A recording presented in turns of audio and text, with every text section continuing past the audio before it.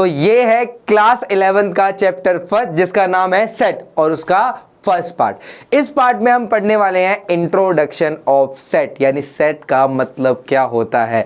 तो आप अगर समझो कि किसी भी चीज का कलेक्शन, आपके पास किसी भी चीज का कलेक्शन हो, चाहे वो लेटर हो, चाहे वो वर्ड्स हो, चाहे वो आपका क्या कहते हैं नंबर्स हो, किसी भी चीज का जो कलेक्शन होता है ना, इकट्ठे जब कलेक्ट करते हैं उसी को क्या बोल देते हैं हम सेट। जैसे यहाँ पे एग्जांपल दिखा रखा है सोफा सेट, ये भी क्या एक कलेक्शन है तो उसको भी आप सेट बोल सकते हो। ये ग्लास का सेट है तो इसको भी क्या बोल सकते हैं हम सेट बोलते हैं ना, सेट है ये। तो सेट है, ग्लास का सेट है, ये सोफा सेट है, तो सेट इसलिए बोलते हैं क्योंकि एक कलेक्शन है। क्या है ये? कलेक्शन। लेकिन थोड़ा मैथमेटिकली इसकी डेफिनेशन जानना बहुत जरूरी है, इसका रियल मतलब क्या होता है। देखो, अगर आप सेट को सही समझो तो कहने का मतलब ये होता है ये वो कलेक्शन है जो या तो पूरे वर्ल्ड के लिए बिल्कुल एक जैसा है, पूरे वर्ल्ड के लिए बिल्कुल सेम है, या फिर एक ग्रुप के लिए सेम हो। ये पर्सन टू पर्सन चेंज नहीं होता। कहने का मतलब क्या है, मेरे लिए वो सेट अलग है, अगर वो किसी और के लिए सेट वो अलग हो जाएगा तो ऐसे में वो सेट नहीं कहलाएगा। जैसे एग्जांपल के तौर पर मैं आपसे बोलूं कि आपका फेवरेट राइटर, तो मेरा राइटर अलग हो सकता है, आपका राइटर अलग हो सकता है, किसी और का राइटर अलग हो सकता है।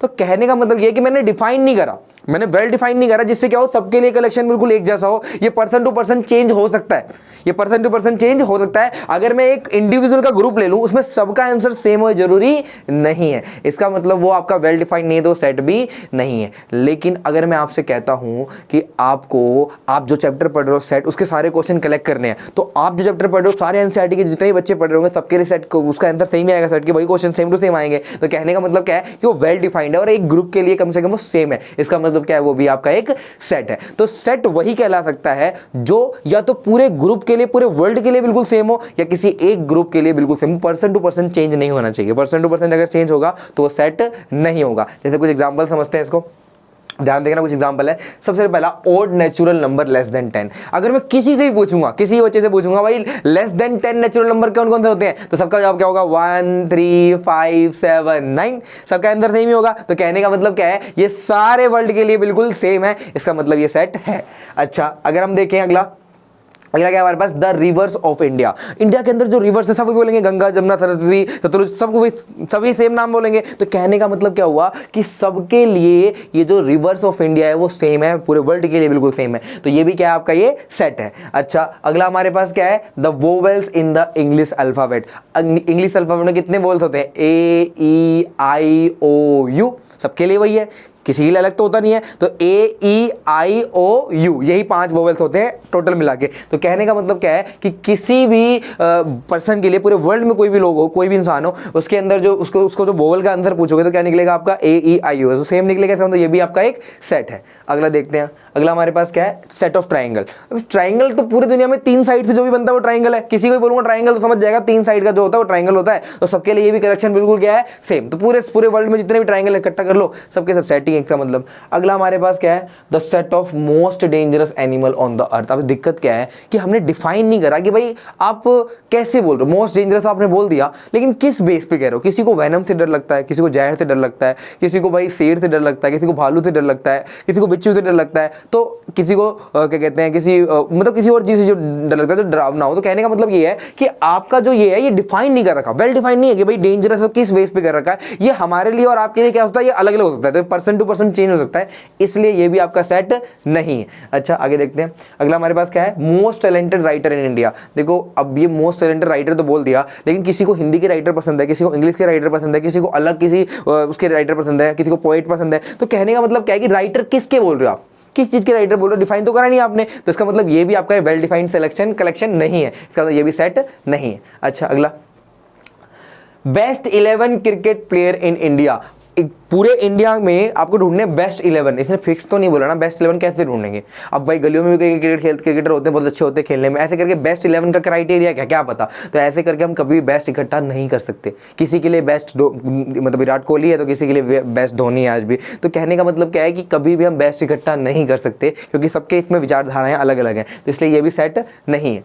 अगला, all novel written by Munshi Premchandra. Munshi Premchandra ने जितनी भी नॉवेल्स लिखी है, अगर सबको कलेक्ट करने की बारी है तो मैं भी वही कलेक्ट करके लाऊंगा, आप भी वही कलेक्ट करके लाओगे। तो मुंशी प्रेमचंद्र की जितनी भी राइटिंग अगर मैं जाके नेट पे सर्च करूं तो सबके लिए आंसर तो सेम ही आएगा ना, कहने का ये पूरे वर्ल्ड के लिए सेम है। तो ये भी क्या है, वेल डिफाइंड है। मुंशी प्रेमचंद्र बोल दिया ना इन्होंने कि भाई एक पर्टिकुलर इसी इंसान ने जो लिखे हैं, तो इस इंसान ने जितने भी लिखे हैं फिक्स है, सबके सबका वही रिकॉर्ड है हमारे पास का, मतलब सबके लिए आंसर क्या आने वाला है, सेम। अगला हमारे पास क्या है, all student in your class, आपकी क्लास में। तो एक आपकी ग्रुप में जो आपकी क्लास में जितने बच्चे हैं, आपके ग्रुप में जितने भी हैं, सबके लिए तो आंसर सेम है ना, एटलीस्ट एक ग्रुप के लिए तो सेम है। इसका मतलब ये भी क्या आपका एक सेट है, क्योंकि ये वेल डिफाइंड है। अगला क्या है हमारा, ऑल इवन इंटीजर, 2 4 6 8 10, 2 से कटने वाले सारे नंबर्स। तो 2 से कटने वाले सारे नंबर्स का मतलब 2 का पार्ट लिख देंगे, सबके लिए तो वही है ना भाई, 2 4 6 8 10 सबके लिए सेम ही है। तो ये भी आपका सेट है। तो जो भी वेल डिफाइंड हो, जिसका आंसर पूरे ग्रुप के लिए या पूरे वर्ल्ड के लिए सेम हो, उसी को हम सेट बोलते हैं। अगर कोई भी चीज़ ऐसी है जो 2% में पर्सन टू पर्सन वेरी कर सकती है, वो सेट नहीं होती। ठीक है, आगे चलते हैं। अगला टॉपिक है हमारा कि सेट को लिखते कैसे हैं, रिप्रेजेंट कैसे करते हैं, लिखते कैसे हैं कॉपी में। तो रिप्रेजेंट करने के 2 तरीके होते हैं, एक का नाम है सेट बिल्डर फॉर्म और एक का नाम है roster form.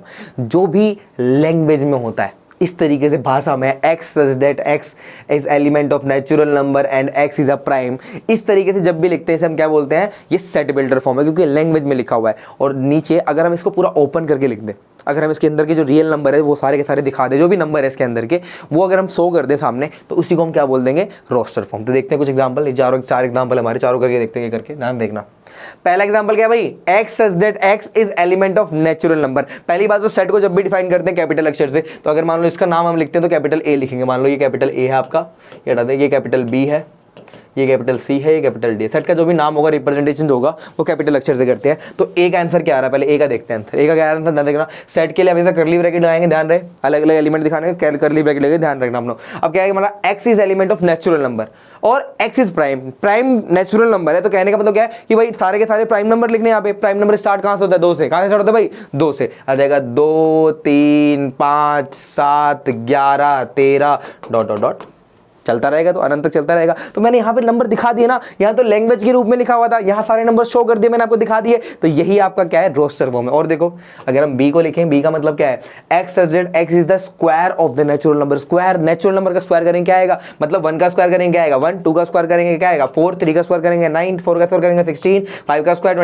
25 dot dot dot, खत्म कहानी। तो कहने का मतलब क्या है कि अब ये स्क्वायर की बात करते हैं, नेचुरल नंबर, नेचुरल नंबर क्या होता है 1 2 3 यही तो होते हैं ना, सबका स्क्वायर कर दे लेंगे तो इनफाइनाइट तक चलता ही रहेगा। ये सी क्या हमारे पास, ध्यान देखना, x such that x is a natural number where x minus 1 and x minus 2 equal to 0, दोनों का मल्टीप्लीकेशन 0 है। इसका मतलब क्या है कि भाई अगर x माइनस 1 और x माइनस 2 का मल्टीप्लीकेशन इज इक्वल टू 0 है, या तो x माइनस 1 0 के इक्वल होगा या x माइनस 2 0 के इक्वल होगा। तो x की वैल्यू या तो 1 आएगी, x की वैल्यू क्या आने वाली है 2, यानी 2 ही आंसर पॉसिबल है सी के, एक 1 और एक क्या है हमारे पास 2। तो ये हमारा लैंग्वेज में लिखी है, हमारा लैंग्वेज में लिखा है तो सेट बिल्डर फॉर्म है, और ये हमारा पूरा का पूरा ओपन करके एलिमेंट शो कर दिए। तो ये आपका क्या है, आपको पता लग गया होगा रोस्टर फॉर्म। क्या है आपका रोस्टर फॉर्म। तो ध्यान रखना आपको कि क्या रोस्टर फॉर्म होते हैं और क्या सेट बिल्डर फॉर्म होते हैं। तो चलते हैं अपने अगले टॉपिक पे। ये हमारे रोस्टर फॉर्म और सेट बिल्डर। अगर उसका उल्टा आ जाए, रोस्टर दे दे और सेट बिल्डर पूछ ले, तो कैसे लिखेंगे। तो ध्यान देखना, कुछ क्वेश्चन है, ध्यान देखना कैसे लिखते हैं रोस्टर को सेट बिल्डर फॉर्म में कैसे लिखते हैं। ये बड़ा थोड़ा मिटा लेते हैं। क्या लिखा है 1 2 3 4 5 डॉट डॉट डॉट, ये तो नेचुरल नंबर है, 1 2 3 गिनती लिखी हुई है। क्या लिख देंगे, क्या लिखेंगे जल्दी देखो। अगर इसका नाम ए लिख के चलेंगे तो ए इज इक्वल टू क्या हो जाएगा, ध्यान से देखना, पहले ब्रैकेट फिर लिखते हैं x such that x such that x is natural number, खत्म, नेचुरल नंबर। तो बस आपको ए लिख के छोड़ देना, ठीक है। तो एक्स क्या आपका एक नेचुरल नंबर। अगला देखो क्या है 2 4 6 8 10, 2 का पहाड़ा, 2 का क्या है पहाड़ा, यानी इवन नंबर लिख दें, इवन नेचुरल नंबर। तो बी क्या हो जाएगा हमारा, x such that x is even natural number.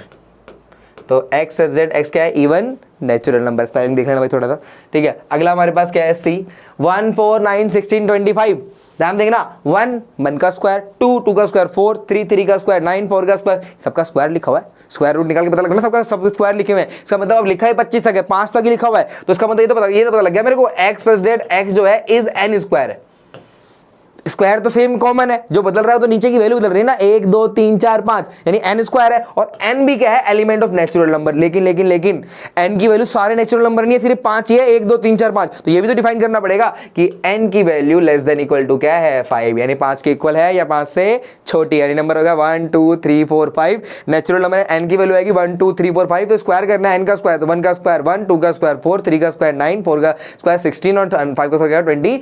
तो आपका ये वाला सेट बन जाएगा। ठीक है, अगला देखो लास्ट वाला सी डी वाला देखो।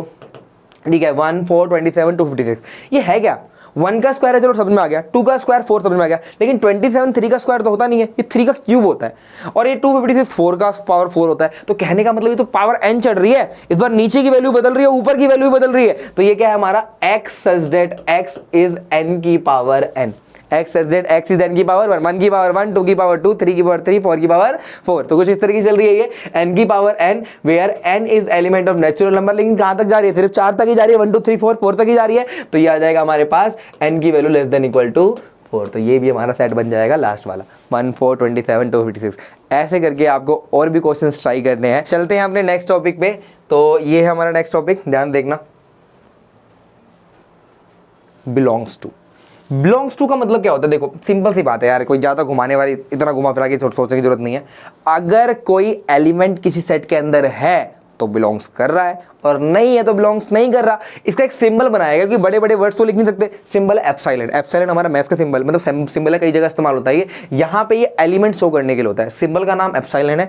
यहाँ पे इसका यूज क्या है, बिलोंग्स टू। क्या है, बिलोंग्स टू। ध्यान रखने का मतलब क्या है, बिलोंग्स टू, या फिर हम एलिमेंट पढ़ते हैं तो क्या है इसका मतलब। अगर आप देखो, मैं आपसे बोलूं क्या 10 जो है वो ए का एलिमेंट है, नहीं है, 10 नहीं आ रहा है इसके अंदर, तो क्या बोलेंगे